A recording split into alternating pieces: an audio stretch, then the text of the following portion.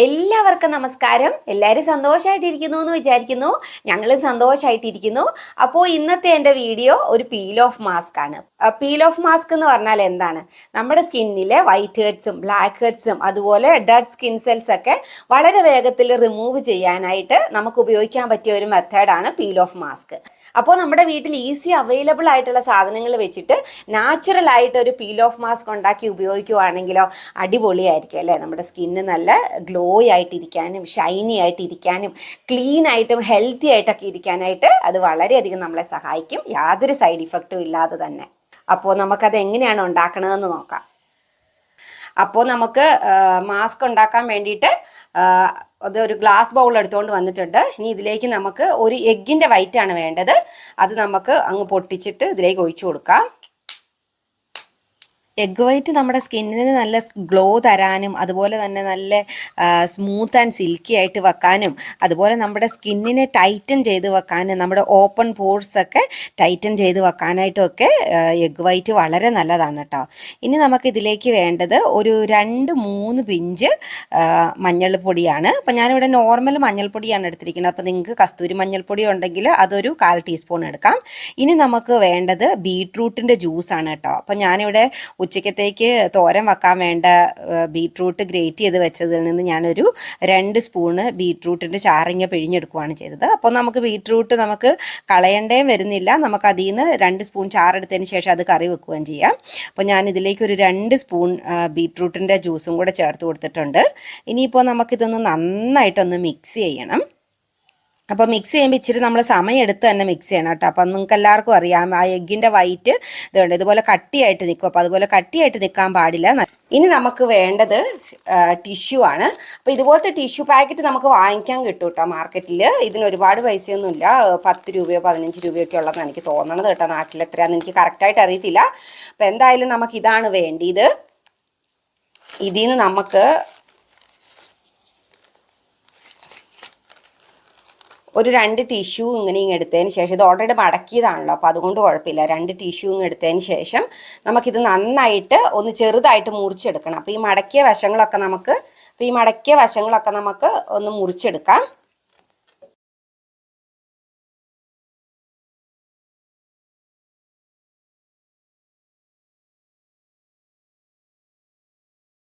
അപ്പോൾ ദേ tissue paper എല്ലാം ഞാനിവിടെ കട്ട് ചെയ്തെടുത്തിട്ടുണ്ട്. കുറച്ച് ഞാനിങ്ങനെ വലിയ പീസുകളായിട്ട് കട്ട് ചെയ്തെടുത്തിട്ടുണ്ട്, പിന്നെ കുറച്ചിങ്ങനെ കുഞ്ഞു പീസുകളായിട്ടും കൂടെ കട്ട് ചെയ്തിട്ടുണ്ട്. അത് നമുക്ക് ഈ മാസ്ക് അപ്ലൈ ചെയ്യാൻ വേണ്ടിയിട്ട് എളുപ്പത്തിന് വേണ്ടിയിട്ടാണേ.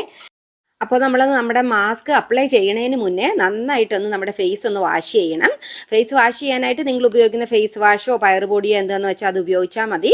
ഫേസ് വാഷ് ചെയ്യുമ്പോൾ ചെറിയൊരു ചൂടുവെള്ളത്തിൽ വേണം വാഷ് ചെയ്യാനായിട്ട്. അത് നമ്മുടെ പോർസ് ഓപ്പൺ ആവാനും നമ്മുടെ വൈറ്റ് ഹെഡ്സും ബ്ലാക്ക് ഹെഡ്സും ഒക്കെ വളരെ വേഗത്തിൽ റിമൂവ് ആയി പോകാനായിട്ട് നമ്മളെ സഹായിക്കും. ഇനിയിപ്പോൾ നമുക്കിത് ആദ്യം നമ്മുടെ ഫേസിലേക്ക് ഒരു ബ്രഷ് ഉപയോഗിച്ചിട്ട് ഒന്ന് അപ്ലൈ ചെയ്ത് കൊടുക്കാം.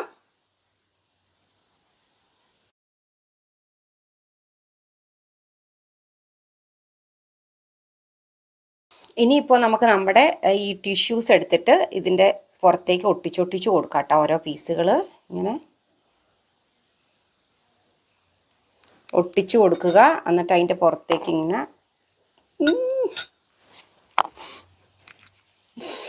വായിലേക്ക് കയറി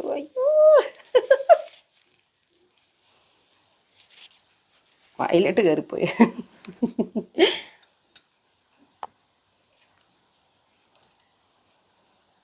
അടുത്ത പീസ് അതിനോട് ഇങ്ങനെ ചേർത്ത് ഒട്ടിക്കുക.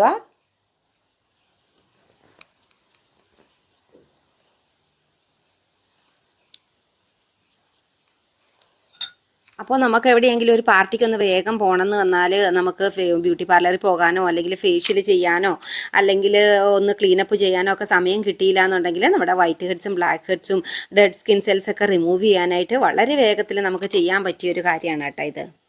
അപ്പോൾ എല്ലാ വശത്തേക്കും നന്നായിട്ട് അപ്ലൈ ചെയ്ത് കൊടുക്കുക. അപ്പോൾ ഈ കുഞ്ഞ് പീസുകൾ ഈ സൈഡിലൊക്കെ നമുക്ക് ഒട്ടിച്ചു കൊടുക്കാം.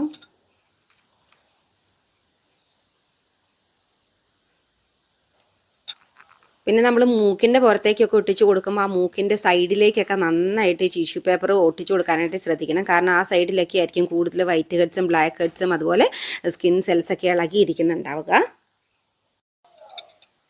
അതുപോലെ ചെവിയോട് ചേർത്ത് എല്ലാ ഭാഗത്തേക്കും നന്നായിട്ട് ടിഷ്യൂ പേപ്പർ ഒട്ടിച്ചു കൊടുക്കാനായിട്ട് ശ്രദ്ധിക്കണം.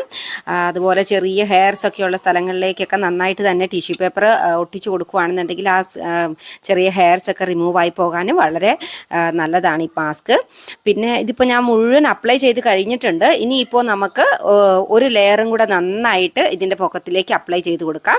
അതുപോലെ സ്കിന്നൊക്കെ ഇച്ചിരി നന്നായിട്ട് ടാഗ് ചെയ്ത് കിടക്കുന്നവർ, അതായത് തൂങ്ങിയിരിക്കുന്നവരൊക്കെയോ അല്ലെങ്കിൽ ഇച്ചിരി പ്രായം ചെന്നവരൊക്കെ ആണെന്നുണ്ടെങ്കിൽ ഇതൊരു 3-4 പ്രാവശ്യമായിട്ട് ഉണങ്ങുന്നതിനനുസരിച്ച് നമുക്ക് പാക്ക് ഇട്ട് കൊടുക്കാം കേട്ടോ.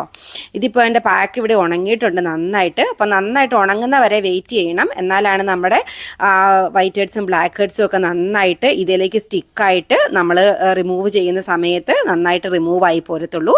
ഇനിയിപ്പോൾ നമ്മളിത് അടർത്തിയെടുക്കണ സമയത്ത് പൊക്കത്തിലേക്ക് അടർത്തിയെടുക്കാനായിട്ട് ശ്രദ്ധിക്കണം, അപ്വേർഡ് ഡയറക്ഷനിൽ. അപ്പം നമുക്ക് ഏതെങ്കിലും ഒരു വശത്തുനിന്ന് ഇതേ പതുക്കെ ഇങ്ങനെ പൊളിച്ചെടുത്തുകൊണ്ട് വന്നാൽ മതി. അപ്പോൾ നമുക്ക് ഒരുപാട് വേദനയൊന്നും എടുക്കത്തില്ല. പിന്നെ വലിയ ഹെയറുകളൊക്കെ ഉള്ള സ്ഥലത്തേക്ക് അപ്ലൈ ചെയ്യാതിരിക്കാനായിട്ട് ശ്രദ്ധിക്കുക. കാരണം വലിയ ഹെയർ നമുക്ക് പുള്ളി ചെയ്യുമ്പോൾ പെയിൻ വരാനുള്ള സാധ്യതയുണ്ട്. അതുപോലെ മുഖത്തെ ചെറിയ ഹെയർ ഒക്കെ ആണെന്നുണ്ടെങ്കിൽ അതൊന്നും നമുക്ക് ഒരുപാട് പെയിനൊന്നും എടുക്കത്തുമില്ല. പെയിനില്ലാതെ നമ്മുടെ മുഖത്തെ ഹെയറൊക്കെ നന്നായിട്ട് റിമൂവ് ആയി പോവുകയും ചെയ്തോളൂ കേട്ടോ. പിന്നെ നമ്മൾ മാർക്കറ്റിൽ നിന്ന് വാങ്ങിക്കുന്നതായാലും വീട്ടിലുണ്ടാക്കുന്ന പീൽ ഓഫ് മാസ്ക് ആയാലും ഉപയോഗിക്കുന്ന സമയത്ത് ശ്രദ്ധിക്കേണ്ട പ്രധാനപ്പെട്ട കാര്യം എന്താണെന്ന് ചോദിച്ചാൽ അപ്ലൈ ചെയ്തതിന് ശേഷം നമ്മൾ സംസാരിക്കാതിരിക്കുക. കാരണം നമ്മൾ പീൽ ഓഫ് മാസ്ക് അപ്ലൈ ചെയ്യണ സമയത്ത് നമ്മുടെ സ്കിന്ന് നല്ല ടൈറ്റ് ആവും. അപ്പോൾ ആ ഒരു സമയത്ത് നമ്മൾ സംസാരിച്ച് കഴിഞ്ഞാൽ നമ്മുടെ സ്കിന്ന് മൂവ് ആവുകയും നമ്മുടെ സ്കിന്നിൽ സ്ക്രാച്ച് ഉണ്ടാവാനും അത് കാരണമാവും. വാവ്, ഇപ്പം അടിപൊളിയായിട്ടില്ലേ? എനിക്ക് നല്ല ഗ്ലോ ഒക്കെ വന്നു. പിന്നെ ഞാൻ കുറച്ച് ബീട്രൂട്ടിൻ്റെ ചാറ് ഞാൻ എൻ്റെ ലിപ്സിലേക്ക് കൂടെ പരട്ടി വെച്ചിരുന്നതാണ്. കാരണം അത് ഉണങ്ങണ നേരം കൊണ്ട് നമ്മുടെ ലിപ്സിന് ഇച്ചിരി കളറൊക്കെ കിട്ടാനായിട്ട്. അപ്പോൾ ഇതേ അടിപൊളിയായില്ലേ? ഇനി ഞാൻ മുഖമൊക്കെ ഒന്ന് കഴുകിയിട്ട് വരാം. അപ്പോൾ ഇതേ ഞാൻ മുഖമൊക്കെ കഴുകിയിട്ട് വന്നിട്ടുണ്ടേ.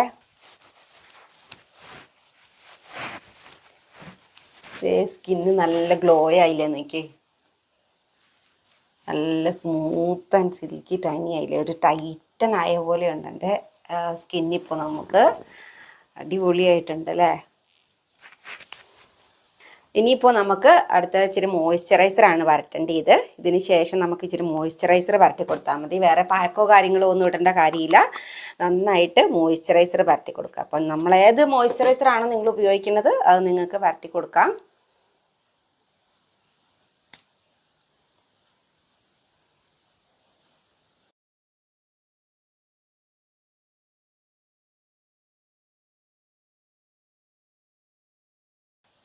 അപ്പോൾ അതേ ഞാൻ മോയ്സ്ചറൈസറൊക്കെ പരട്ടി കഴിഞ്ഞിട്ടുണ്ട്.